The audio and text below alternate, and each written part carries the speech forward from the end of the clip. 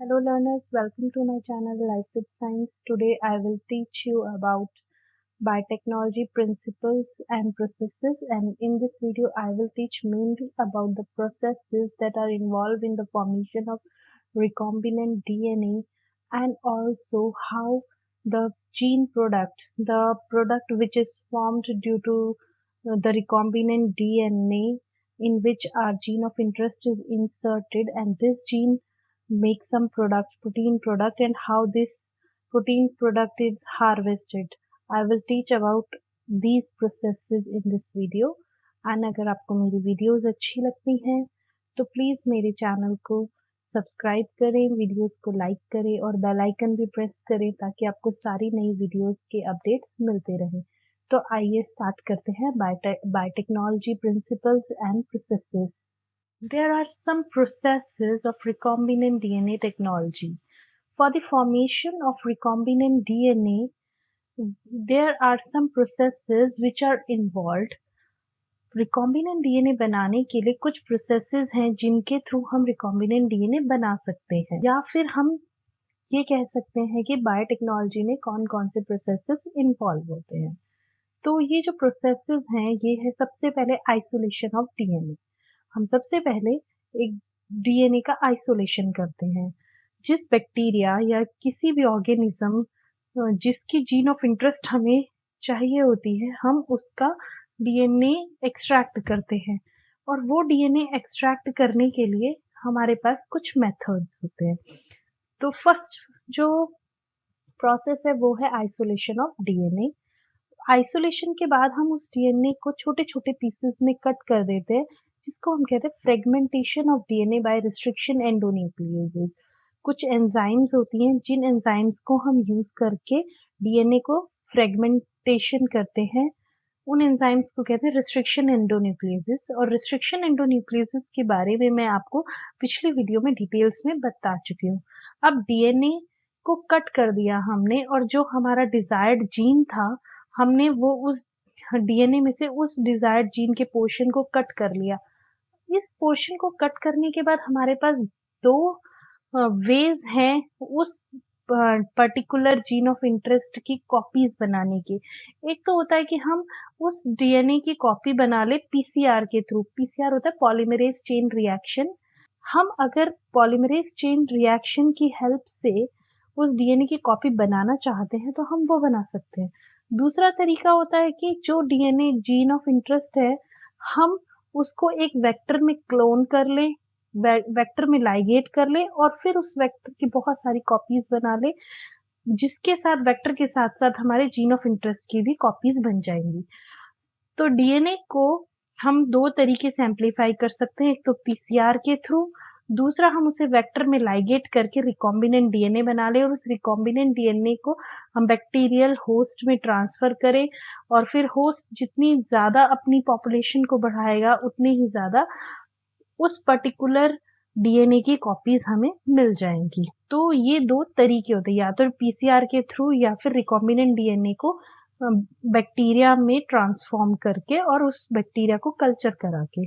दो तरीकों से हम किसी भी जीन ऑफ इंटरेस्ट की बहुत सारी कॉपीज बना सकते हैं। अब आइए देखते हैं कि क्या क्या स्टेप्स जो इन्वॉल्व हैं, उन सारे स्टेप्स को हम डिटेल में देखें। सबसे पहले होता है आइसोलेशन ऑफ जेनेटिक मटेरियल या डीएनए।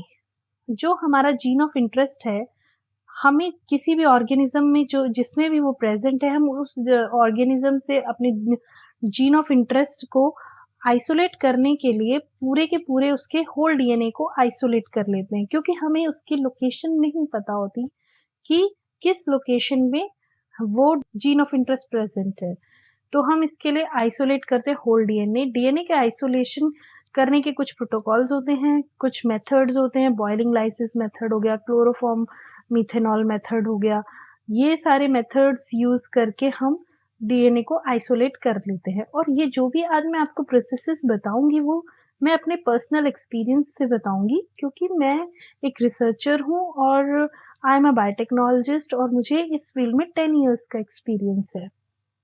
तो जितने भी मैं आपको आज प्रोसेसेस बताऊंगी अपने पर्सनल एक्सपीरियंस के हिसाब से बताऊंगी, और ये इन एक्सपीरियंस के साथ साथ आपके जितना भी एनसीईआरटी का सिलेबस है वो भी इसमें कवर हो जाएगा।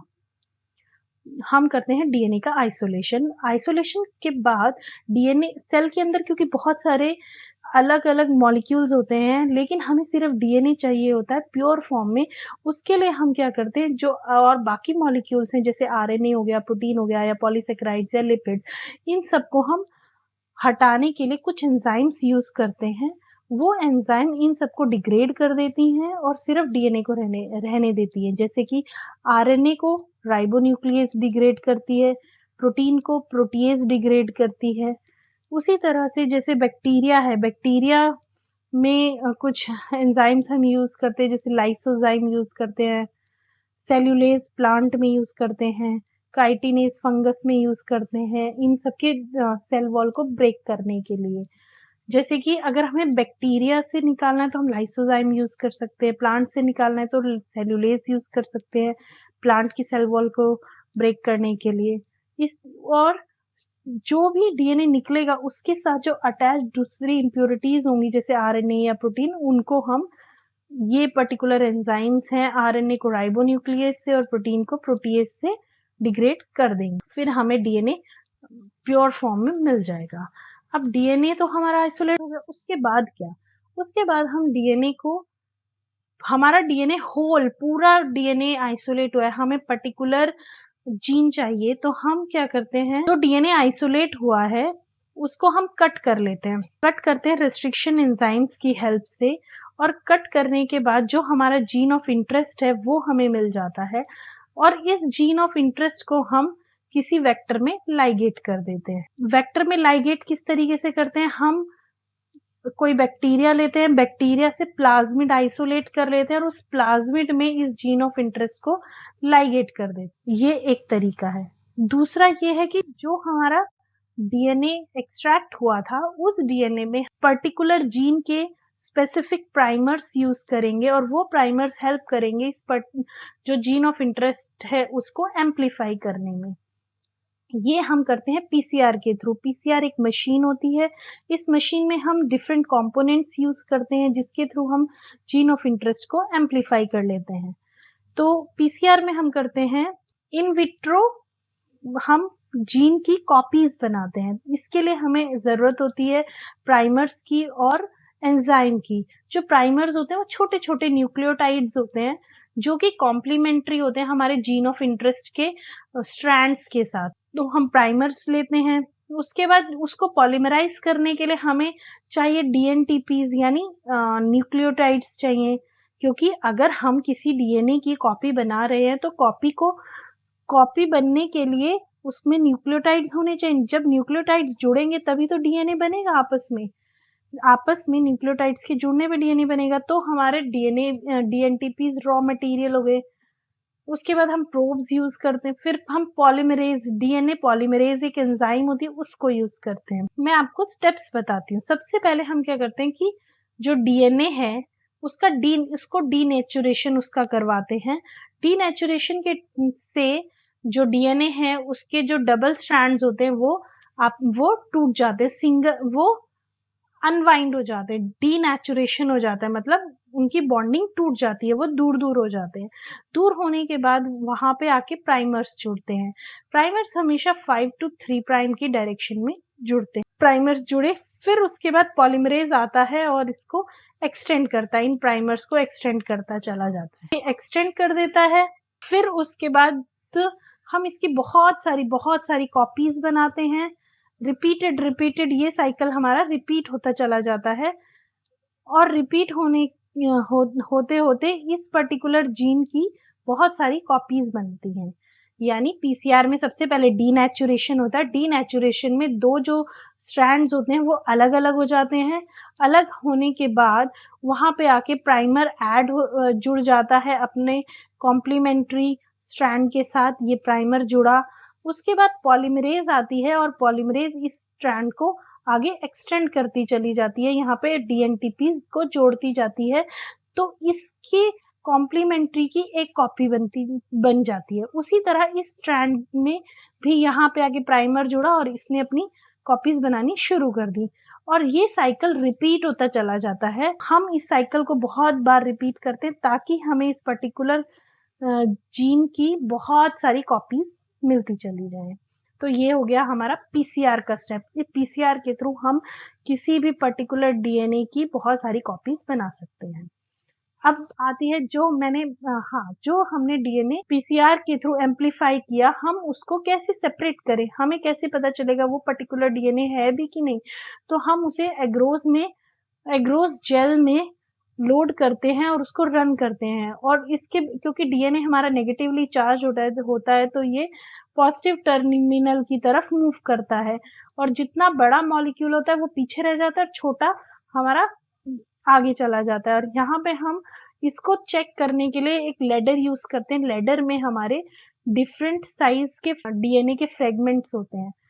ये जो फ्रेगमेंट्स होते हैं उनके बेसिस पे हम पता लगाते हैं कि जो हमने डीएनए एम्पलीफाई किया था उसका क्या साइज है। वो जिस साइज का होगा वो उस जो हमने लेडर यूज किया है उसके फ्रेगमेंट के कॉम्प्लीमेंट्री यहाँ पे आएगा, और उसके बेसिस पे, साइज के बेसिस पे हम थोड़ा आइडिया लगा लेंगे कि हमारी जो जीन ऑफ इंटरेस्ट है अगर वो 200 केबी की है और 200 केबी का ही हमें यहाँ पे बैंड मिलता है, इसका मतलब हमारा जो जीन ऑफ इंटरेस्ट है वो एम्पलीफाई हुआ है, और उसको हम जेल से सेपरेट कर लेंगे। तो हम जीन ऑफ इंटरेस्ट को पीसीआर के थ्रू पहले एम्पलीफाई कर लेंगे, एम्पलीफाई करने के बाद हम उसको जेल के थ्रू सेपरेट कर लेंगे। हमने जो भी पीसीआर में एंजाइम यूज की थी उसको हम बोलते हैं टैग डीएनए पॉलीमरेज, और ये एंजाइम बहुत हाई टेम्परेचर पे वर्क करती है।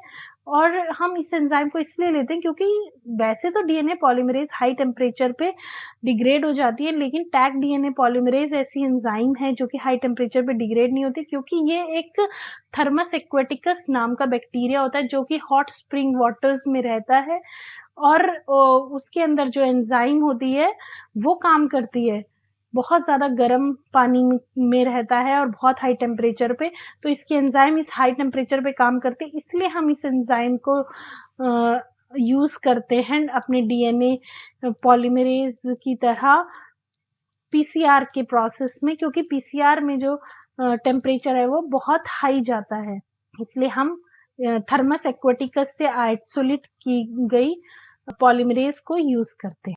अब बात आ जाती है जो हमने पहले की थी कि रिकॉम्बिनेंट डीएनए पे हमने क्या किया था कि जीन ऑफ इंटरेस्ट को कट कर लिया था अपने आइसोलेटेड डीएनए से। कट करने के बाद उसको जो हमने बैक्टीरिया से प्लाज्मिड आइसोलेट किया, उस प्लाज्मिड में हमने उसको इंसर्ट कर दिया। इंसर्ट करने के बाद इसको लाइगेट कर दिया। लाइगेट करने पे ये रिकॉम्बिनेंट डीएनए बन गया। इस रिकॉम्बिनेंट डीएनए को की हम बहुत सारी कॉपीज बना सकते हैं।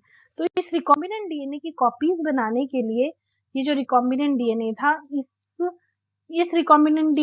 रिकॉम्बिनेंट डीएनए इसलिए बोलते हैं क्योंकि इसमें दो तरह के डीएनए होते हैं। एक तो बैक्टीरिया का डीएनए आ गया, प्लस हमारा किसी भी ऑर्गेनिज्म का जीन ऑफ इंटरेस्ट जो था वो भी इसमें आ गया और जुड़ गया, तो ये कॉम्बिनेशन बन गया। इस कॉम्बिनेशन को हम रिकॉम्बिनेंट डीएनए बोलते हैं।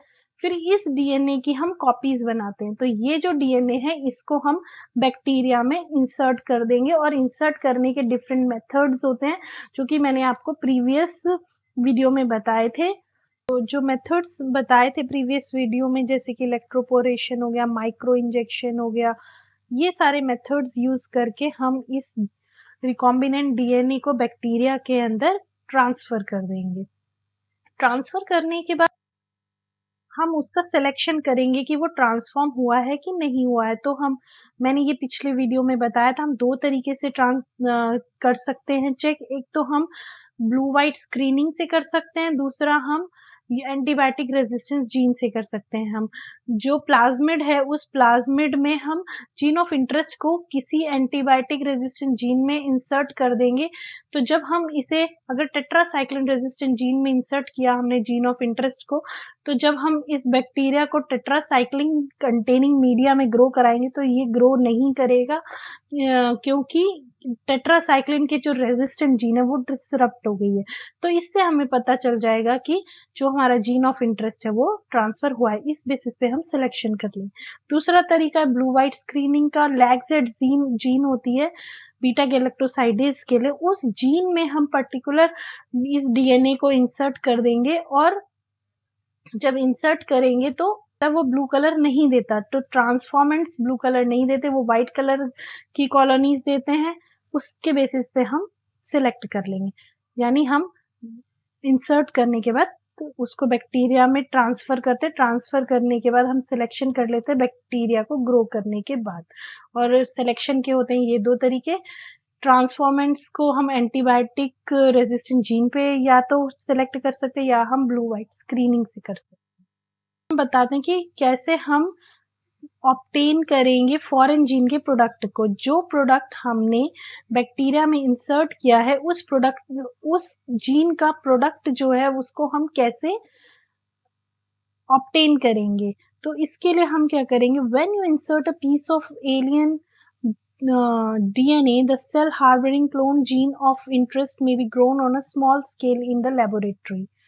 हम लेबोरेटरी में उसको स्मॉल स्केल पे ग्रो कराएंगे और ग्रो कराने के बाद बैक्टीरिया को बहुत सारा ग्रो कराएंगे लैब में ग्रो कराएंगे तो हमें उसकी उतनी सारी कॉपीज मिल जाएंगी। और दूसरा ये है कि अगर हमें उसकी लार्ज क्वांटिटीज चाहिए हमें पर्टिकुलर प्रोडक्ट की, तो हम उसको बायोरिएक्टर्स में ग्रो करवाएंगे। बायोरिएक्टर्स जो हैं एक ऐसे वेसल्स होते हैं जिनमें हम बहुत ही ज़्यादा एसेप्टिक एनवायरनमेंट रखते हैं, बहुत ही क्लीन एनवायरनमेंट रखते हैं और बैक्टीरिया को ग्रो कराते हैं, जिससे कि जितना ज़्यादा बैक्टीरिया ग्रो करेगा तो जो जीन का प्रोडक्ट है वो भी उतना ही ज़्यादा उसमें मिल जाएगा। इसमें हम एंजाइम्स करा सकते हैं और बहुत सारी वैक्सीन्स के और एंटीबायोटिक्स, ये सारी चीज़ें हम बायोरिएक्टर्स में ग्रो करा सकते हैं। अगर स्मॉल स्केल पे चाहिए तो हम लैब में करा सकते हैं और लार्ज स्केल में चाहिए तो हम बायोरिएक्टर्स में यूज़ कर सकते हैं। उसके बाद बायोरिएक्टर की अगर हम बात करें तो इसमें डिफरेंट पार्ट्स होते हैं। बायोरिएक्टर में एक ऑक्सीजन डिलीवरी सिस्टम होता है, एक फोम कंट्रोलर होता है कि उसमें फोम ना बने, पीएच मेंटेन करने के लिए सिस्टम होता है और सैम्पलिंग पोर्ट्स होते हैं जहां से हम बीच बीच में सैंपल ले सकते हैं। बायोरिएक्टर में ये सारी चीजें होती हैं। ये जो बैफल्स हैं ये मूव करती हैं, घूमती रहती हैं।